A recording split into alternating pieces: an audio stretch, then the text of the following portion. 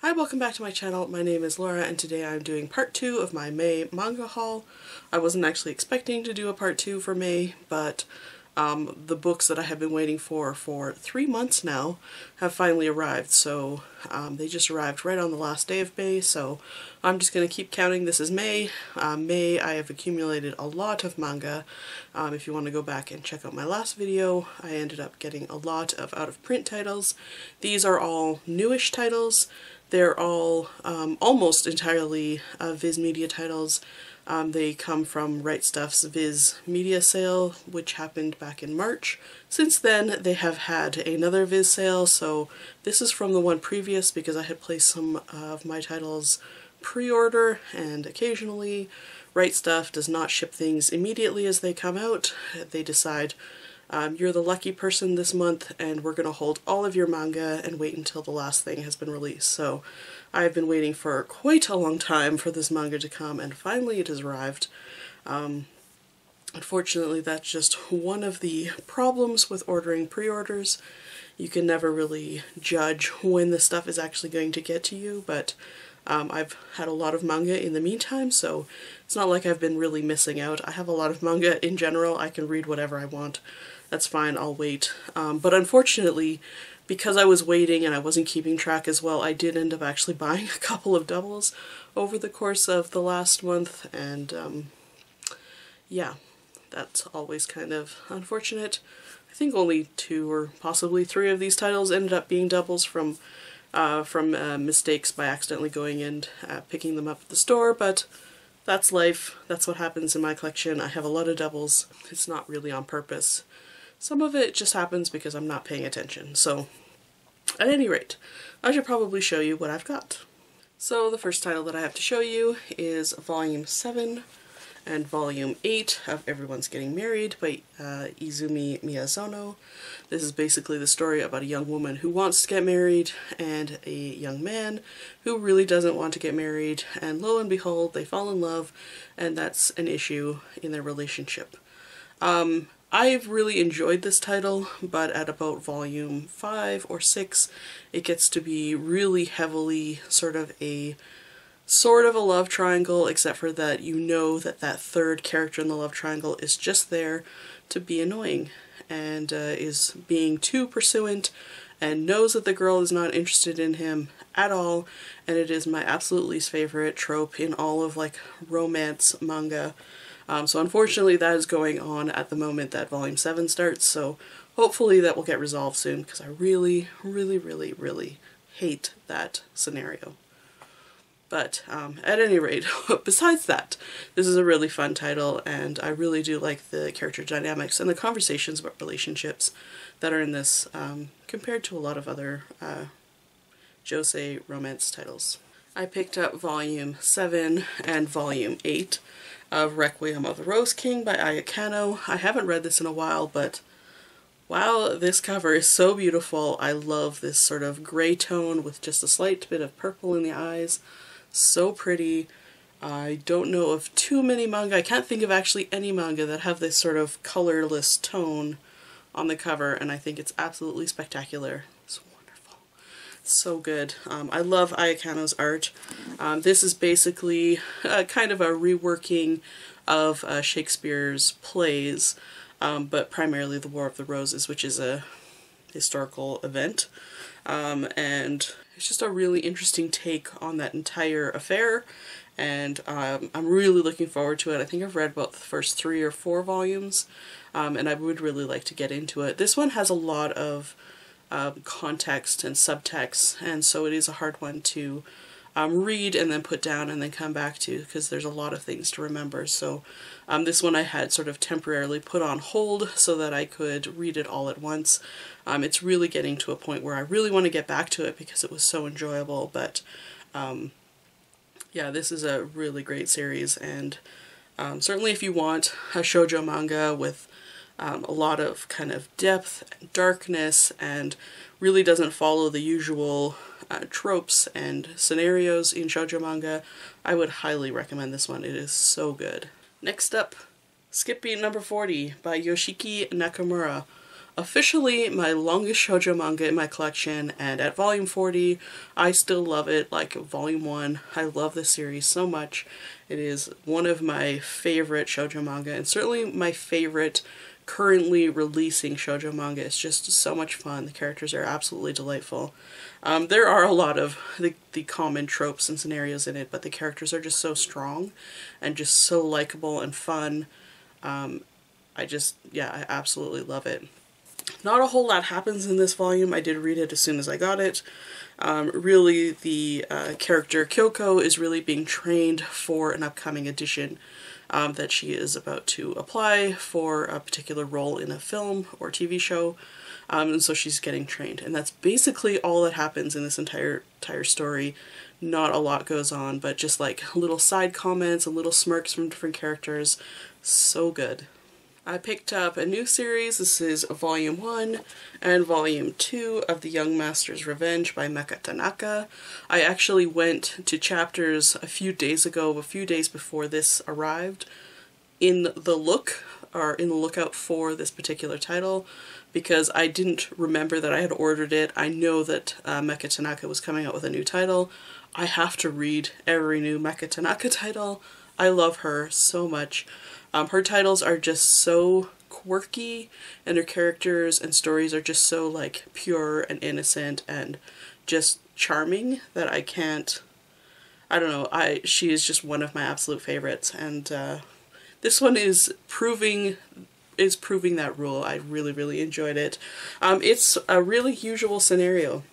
It's a story about a boy and a girl who are friends when they're younger, and the boy is kind of the loser in the relationship, in the friendship, and he's always following the girl around, and she's always kind of protecting him, or she's kind of a wild child. And then one day he kind of experiences his greatest embarrassment. He falls into a pond, and 2 turtles bite him on the bum and leave scars on his bum. And now, as a teenager, he's come back to Japan after being away for a while, and he wants revenge. It's just like, what is the scenario? The overall premise is one that you see a lot about 2 characters who are friends when they're children, and something happens and one of them goes away and comes back later, you know, usually 10 years later, and either they have, immediately there's supposed to be a romantic relationship, or that character wants revenge. I have read it so many times, but I smiled the entire time reading these 2 volumes. It is just so silly and quirky, and I loved it to pieces. I bought volume 28 and volume 29 of Kimi ni Toroke by Karuho Oshima. I have not read these 2 volumes yet. I think I haven't read since volume 25, so I'm just slightly behind the series. It is really wonderful. It's really a good story about like a whole group of people and their friendships. Certainly there's a main character and her very sweet relationship with a high school classmate. But this is sort of the part of the story that's really supposed to get into the relationship of a teacher, and I am so in it for this. This is like my favorite bit of shoujo manga, and I know a lot of people really hate it, but it's my favorite thing as long as it's done right. So I am really looking forward to this part of the story, and hopefully it goes the direction that I want it to. I'm not 100% confident, but I have my fingers crossed. I did pick up a couple of older titles. Some of them I thought may have been out of print. They're not always super easy to find, and I have picked up a couple of volumes here and there just sort of to fill in some gaps, so there are a couple of just random things that are not really brand new, but again, still published by Viz. This is Oishimbo a la carte. This one is Ramen and Gyoza, story by Tetsu Kariya, art by Akira Hanasaki.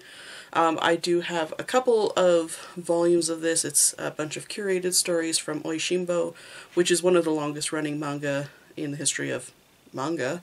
And it's basically the story about a young man who is a chef, and he's really trying to prove his father with his cooking, because his father is a master chef. It just talks about cooking a lot. It's really fun. The characters are really great, and I really enjoyed reading. I've only read a volume of it yet, but I'm looking forward to reading through the rest of it, and now I have the rest of it. So I have Ramen and Gyoza, The Joy of Rice, Fish, Sushi, and Sashimi, izakaya pub food, and I can't remember if there are recipes in this, but I sure hope there are, because I love pub food. Is that bad? I just really like it. Nope, not really. There's a little bit of history or something about it. But definitely makes me hungry when I read these. Probably a good thing that I don't read them very often. I bought the second volume of SP Baby. This actually completes the series by Maki and Joji. This is the same author as Happy Marriage, which is a pretty fun josei manga. This one apparently is about a rookie security police working as a bodyguard for the Prime Minister's nephew, and of course they're going to have a relationship. I haven't read the first volume yet, which I do have, but I am looking forward to getting into this because I did enjoy Happy Marriage quite a lot, so this one should be a pretty fun read. I did buy a couple of these as doubles. I bought Mare, March and Awakens Romance by Nobuyuki Anzai. I got volume 3, volume 11, volume 12, volume 14, I'm pretty sure this is the double. I picked it up at a secondhand sale, and obviously this new copy is in better shape, but there weren't very many copies because it is an out-of-print title, so I just picked up what they had. But of course, since ordering that and then going to that secondhand sale, I didn't remember what I had ordered, so unfortunately I do have a double of this now. And also volume 15. I can't remember if this one's a double too. I think 2 of these are doubles. But it's okay, it's a title that I've been slowly trying to collect, and a couple of extra volumes in my collection is fine, and at some point I will get rid of those doubles. I bought a complete series, so this is Cactus Secret by Nana Haruto. I bought volume 1, volume 2, volume 3, and volume 4. So this is not the cactus story that I was expecting. I really did think that a cactus was going to be involved, but I believe it's called Cactus Secret because the girl herself is very prickly and is really quick to anger. In the story, at the very beginning, she confesses to the boy that she's liked for a long time, and he's a little bit just sort of slow, I guess. I'm trying to think of the right word and it's just not coming. But he just doesn't have an idea of what she means when she's confessing, and then does eventually kind of turn her down.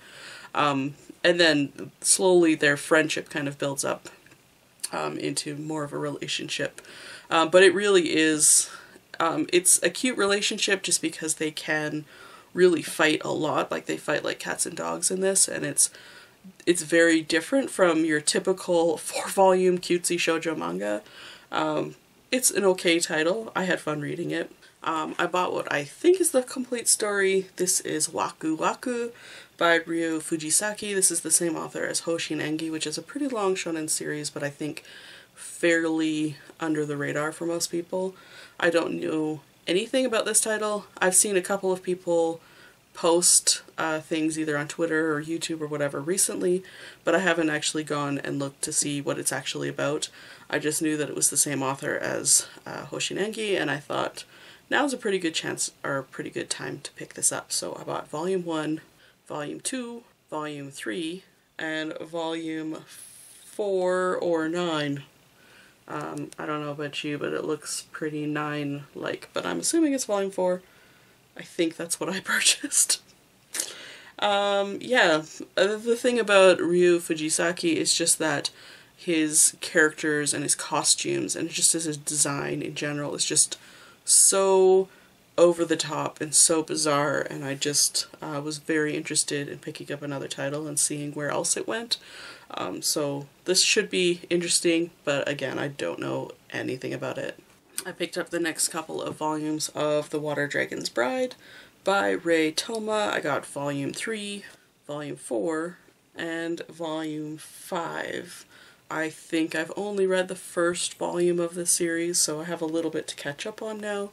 It's about a girl who is transported into kind of ancient Japan, and then in ancient Japan she is used as a sacrifice to the water god or water dragon god, and is sent again into another world and becomes his bride, I'm assuming. I haven't quite gotten that far in the first volume, but it looked pretty good. It was quite dark start, and I really did like that double transferring of worlds, because that is something that I had never seen before, so I'm really looking forward to this. And I got quite caught up on Yona of the Dawn by Mizuho Kusanagi, so I have Volume 7, Volume 8, Volume 9, Volume 10, Volume 11, and Volume 12, and this one must be releasing quite a bit faster than that last one because I think they started publishing around the same time, and this is how far behind I am. Again, I think I've only read the first 2-3 volumes of this one. This is basically the story about a princess, and she's living a happy life, kind of in an alternate Korean type society. Something happens and there's sort of like a mutiny, and her father is killed, and now she is on the run with one of her kind of bodyguards.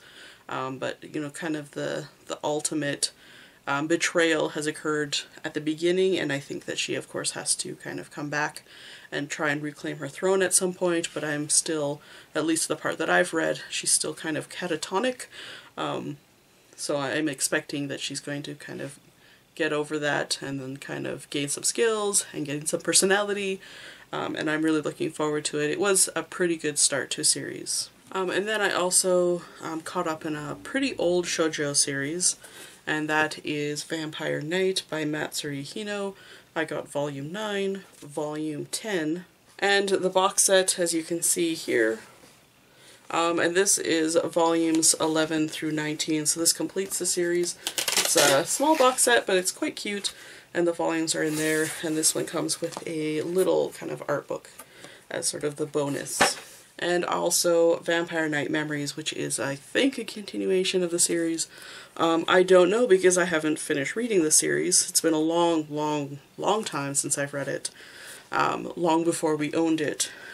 So I don't really know. And then as it turns out, even after I had bought this stuff, because I wanted to just have it finished in the collection, I then discovered that it actually is my sister's series, so I ended up having to give her all these volumes, which is fine. It's still our collection, but I had actually thought that I was buying books for myself, when in fact I was actually buying books for her, so she ends up now collecting the entire series without any effort. So that was everything that I bought from Right Stuf from their Viz sale, and then recently, before I got that, I also went to Chapters and bought a number of volumes, so that's where our problems begin. And speaking of my sister, ended up buying some more volumes for her. These ones I do own, they're mine, but she's been waiting eagerly to read them, so she kind of forced me to pick them up, and that's fine because I was going to buy them anyway, just maybe not today. So this is Happiness Volume 5 by Shuzo Oshima. You can see it's still in its plastic. I also got Volume 7, again still in its plastic. I think I'm missing like Volume 3, and I think I have 4, and now I'm missing Volume 6, but because they were in plastic and in good condition and a decent price, and they were there, and she wanted them, I picked them up. But I do have to fill in a couple of gaps before she can actually keep reading, so I could have bought them later. She also forced me to buy Monthly Girls Nozaki-kun Volume 9 by Izumi Tsubaki. I haven't read this since about Volume 1. It is a Yonkoma series, so like 4-panel, joke, comedy, manga. I read the first volume, did I say that already? And it was really fun and enjoyable, but I haven't read any further. She's keeping on top of this one, so of course I had to buy it so she could continue reading it. And now on to manga for myself. I bought the second volume of Again by Mitsuru Kubo. I haven't read Volume 1 yet, but I might as well keep going. Plus I really love the color and the illustration on this cover. It's quite nice. I bought the next volume of Nekogahara Stray Cat Samurai by Hiroyuki Takei. This is the same author as Shaman King, Volume 3, and I was actually going to put this one off for a little bit, but then I flipped through it and the art in it is just so great. You can just see the illustration, just these high, quick splashes of paint, just like a frenetic drawing style, and it's spectacular. Look at that, that's just, it's so wonderful. I don't know why more people are not reading this because I'm enjoying it so much. It does have a lot of puns. It's very heavy on the puns, the cat puns. Everything's cat something, kitty something, but it is enjoyable. I like it. I bought the second volume of Saint Seiya Saintia Show by Masami Kuramada and Chimaki Kuori. If you follow me on Twitter, you may have seen me say I was going to read this. I had picked it out for the evening to read, and then I got distracted and I haven't read it. So, and that was a couple of weeks ago now, so I still haven't read this. I think I might save a lot of these 2018 releases for the manga readathon. So this probably will get read soon, but I haven't read it yet. I'm very eager to know what this one's going to be like, though. I bought the second volume of Takane and Hana by Yuki Shiwasu. I think I've talked about the volume 1 on this channel before. Maybe I wrote about it in my blog. This is a story about a young girl who takes her sister's place at an omiai, or a matchmaking meeting, and meets this young man who is, you know, rich young man, and she's not interested, but because she's so kind of brazen in her, just her personality, he starts to pursue her. Sort of. And she's 16 and he's probably around 26, but he acts like he's, you know, like 12. He's incredibly immature and just like silly and obnoxious, and it's not, I like these wide age relationships in shoujo manga when they're done right. As I've mentioned before, this one's not quite what I'm looking for. But it also still, because of the way that he acts, it keeps it sort of on the innocent level, which is where it needs to be when you have this kind of relationship. So it's just not the side of that relationship that I like. So I am still just going to pursue it for a little bit and see if it kind of calms down a little, and maybe it'll turn into the thing that I like. I might as well continue collecting it for a little bit. Next, I picked up Queen's Quality Volume 2 by Kyosuke Motomi. I have recently read QQ Sweeper and Queen's Quality 1. I wasn't super impressed with QQ Sweeper, but when I got into Queen's Quality 1, when Motomi was actually asked to change to a new magazine, she was given a new directive. She was told to rename her manga. It improved the manga so much. The story just got so much deeper and richer, and there's so much intrigue, and I can't wait to read more. So I'm really, really looking forward to Queen's Quality 2. The next title that I picked up is entirely based on the spine, so whoever designed the spine, good job. This is Gollysium by Yasushi Baba. The spine looks like this. And when you've got that kind of neon and dark blue next to a whole bunch of just sort of like gray and red manga spines, because they seem to not really be paid that much attention to, just stood out so much. I love neon anything. I just kind of hone in on anything that's neon, so I definitely had to pick this up. And then just the look of this, it's very masculine and austere, and it definitely looks like kind of 80s seinen, you know, battle manga. It definitely has that look that it belongs in that tradition, although very modern. And it's incredibly brutal. I can't tell you how many heads, crushed heads, and decapitated heads there are in a very quick little flip through. The other thing that's very unusual is that there are a lot of very recognizable, particularly modern political figures in this manga. It's bizarre. I'm not entirely sure how I feel about it, but definitely feels like it belongs in a very specific tradition of manga, so I was really curious to pick it up. Plus neon, which I love. My last two from chapters, this is My Boy by Hitomi Takano. I have seen a few reviews now. It sounds like the relationship between these characters may kind of stay fairly innocent, I'm hoping. This is basically the story about a 12-year-old boy and a 20-something-year-old office worker, and both of them are kind of having tough times, and they actually form this really unique friendship, I think, and I hope that's all it goes to. Vertical sometimes surprises me, but it sounds really unique. I'm very interested in this title, and it was one of my most anticipated titles for this season, so I definitely wanted to pick it up after seeing a few people review it, so I'm very curious about this one. Another of my most anticipated titles is Sacrificial Princess and the King of Beast by Utomo Fuji. This is sort of a Beauty and the Beast type story. Basically, there is a King of Beasts, and I think he calls a sacrificial girl to come to him, and then of course the girls either end up dead or they end up missing, and then new sacrifices have to be kind of given to him, and he's not as he appears. He's not as evil or scary as he appears, and I think the girl actually decides that she wants this beast to legitimately become her husband. So there's just something about it that just sounded kind of cute and fun, and I'm really looking forward to it. I hope it's good. It looks quite cute. I don't really know too much about it. I have never read this author before, and I actually haven't heard anyone talk about this one yet, so this one was one I didn't think that I was going to wait until I saw reviews before I picked it up, and since it was there at the store, I thought I'll pick it up today. Hopefully I'll get to check it out soon. And then the last title that I picked up I actually bought off of Abe Books, and it came from a charity shop, and I can't remember what the title or the name of the shop is at the moment, but I'm just sort of a secondhand shop somewhere in the States, and it was a pretty good price, and I'm really excited about it because I have been looking for it almost on a weekly basis for like 2 years, so I'm super stoked, and it completes the collection for me. And that is Project X Cup Noodle, and I am so happy. This is by Tadashi Kato. I have the other 2 DMP published Project X titles. There's also 7-Eleven and Z39.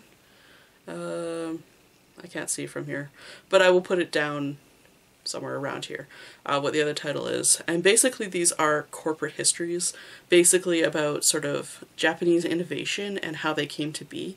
And they're so wonderful, they're so good. I read 7-Eleven last year when I bought it. I found it somewhere for a pretty good deal last year, and when I read it I actually cried. It was so good. So I'm really looking forward to this, because this is the one that I wanted to begin with, and I've wanted this one for a long time. So Cup Noodle, finally, and I have all 3, and I wish that DMP had continued with these, because there's apparently a pretty good series of these, and I would just love to read about Japanese corporate history.